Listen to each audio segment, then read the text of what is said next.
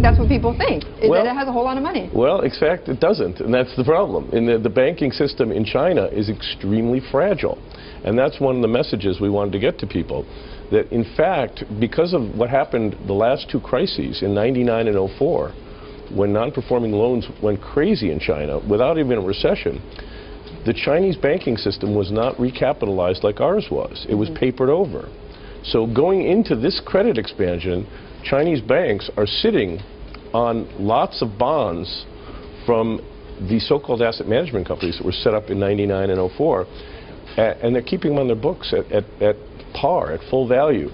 In the case of Agricultural Bank of China, which we're short, those restructuring receivables, if you look on the balance sheet, are equal to over 100% of their tangible book.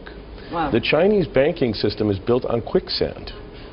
And I think that that is the one thing that a lot of people don't realize. And when they talk about the foreign reserves of $3 trillion, what everybody forgets is there's liabilities against that. Right, you've mentioned that before. And everyone seems to think it's just a free and clear open checkbook. It's not. And that's what I think we've been trying to tell people is focus on the lending system over there, because everything occurs through the banking system. From New York, here's our interview. Michael, very good to have you here with us this morning. I wanted to ask you about your thesis for China. You know, the whole world is watching the Eurozone right now, very concerned about the Eurozone debt crisis, but you actually think China is facing its own debt crisis. Can you explain that to us? Well, it's a very old development model that China's following, an investment-driven growth model.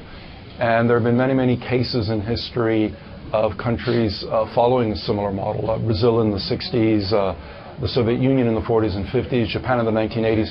And in every case, you generate a tremendous amount of growth up until a certain point where investment starts to become misallocated on a serious scale.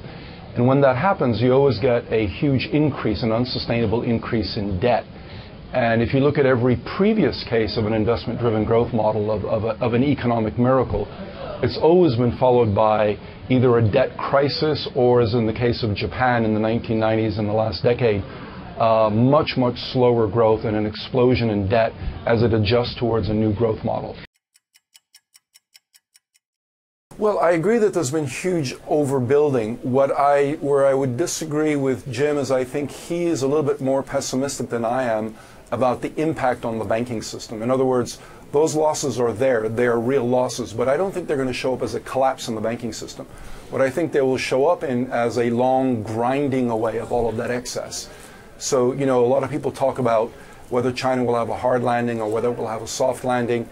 Both of those concepts are pretty meaningless, I think.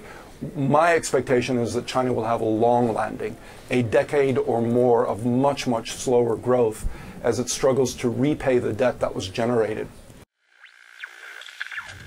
Growth out of China, we learned that overnight, surprising the economists, your brethren who were looking for something a little bit slower than that. Does this mean the hard landing is off the table? It's a bit stronger than I thought as well, actually. It's a bit of a blow for the hard landing, guys, given that inflation's come down so much as well. Right. And the policymakers are moving away from restraint, flirting with some kind of stimulus. Not quite. If I was a hard landing guy, I wouldn't be feeling too excited this morning. Let's put it like that. What does 8.9% say to you about China right now? Well, even, let me put it in the context of the bigger picture. I'm assuming this decade China grows by 7.5%. Translate it with inflation 3-4. Translated into dollars.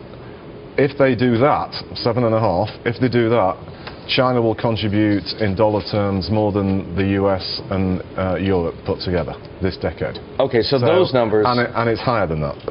The growth numbers are strong. So it's the most important thing in the world is what I'm trying to say. Okay.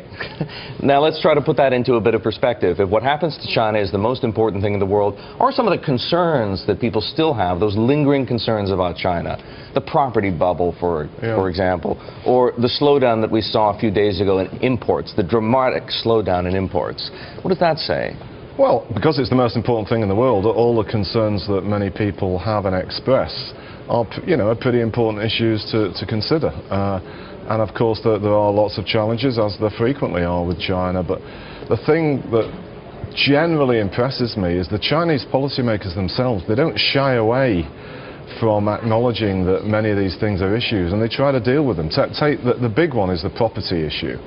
You know, I think something that many people in the West, particularly in the US, misunderstand about this. It's not like the UK or in particular the US bubble bursting. Chinese property prices have turned because the Chinese authorities have deliberately stopped them going up. I don't know anywhere in the West where that, you know, that should have been what the Fed should have done in 05, 06, maybe even flirted with it a bit before that. But it's tough in a democracy. And that's why you get these wild housing bubbles in many Western economies. In the UK, we have it forever. It's sort of like, you know, one thing guaranteed every 6 years is that house prices coming down. But in China's case, they've done it deliberately to stop a bubble.